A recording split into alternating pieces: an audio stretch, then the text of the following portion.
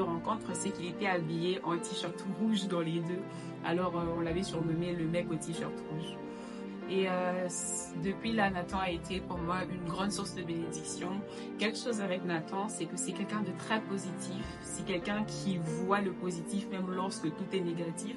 Mais aussi, c'est quelqu'un qui sait voir du potentiel dans certaines personnes et en fait aider certaines personnes à se voir différemment.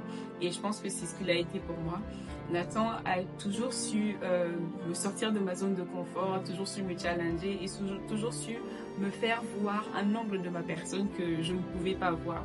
Et pour la petite anecdote, c'est quelqu'un qui va m'écrire à 20h pour me dire bonjour Jemima, j'espère que tu vas bien. J'aimerais que tu fasses ça pour moi et je veux la voir demain avant les après-midi. Je suis là, Nathan, j'ai jamais fait ça. Et ça, il faut voir un professionnel, il faut être professionnel pour faire telle chose. Et il va me dire, je sais pas comment tu vas faire ça, je sais qu'il faut voir un professionnel, mais je veux que tu fasses ça. Et j'ai besoin de ça demain. Et je me suis retrouvée comme ça, en train de découvrir certaines facettes de ma personne, certains talents que j'avais, que je n'avais juste pas eu la grâce de détecter. Alors c'est pour ça que je le considère comme une grâce de l'avoir rencontré et d'ailleurs je souhaite même à tout le monde d'avoir un Nathan dans leur vie. Et shalom à toi, mon ami, mon prophète, mon Tony-Kroos.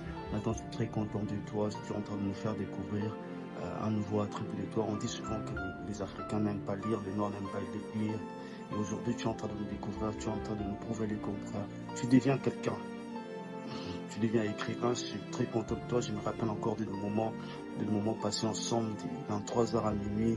On était en train de se questionner sur tout ce qu'on doit faire dans les années qui arrivent.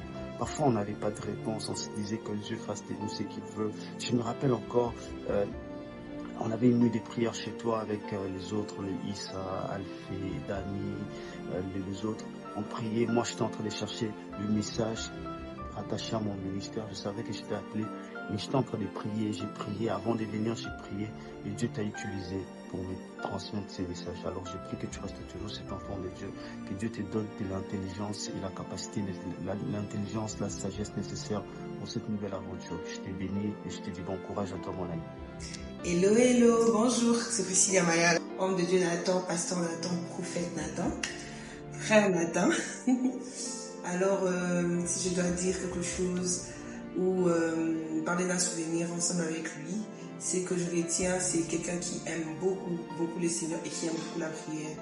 Alors, si je me rappelle bien, c'est la première personne qui m'a amené à la montagne. Si j'ai pu savoir qu'il y a des montagnes ici, par là, c'est grâce à lui. Lui, c'était vraiment chaque samedi, Tongo, Tukengoma, Tukio Sambi, on rentre, et puis on arrive encore chez lui, on prie encore.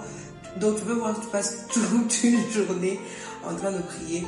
Et des retraites, des temps de prière, je me souviens encore à Yolo, voilà, des amis que l'évangélisé, des évangélisations en route, à Super Lema, un peu partout. Donc voilà, c'est quelqu'un qui aime beaucoup la prière. Et vous pouvez être là, vous sortez de la retraite, Dieu te dit, Priscilla Mikolo,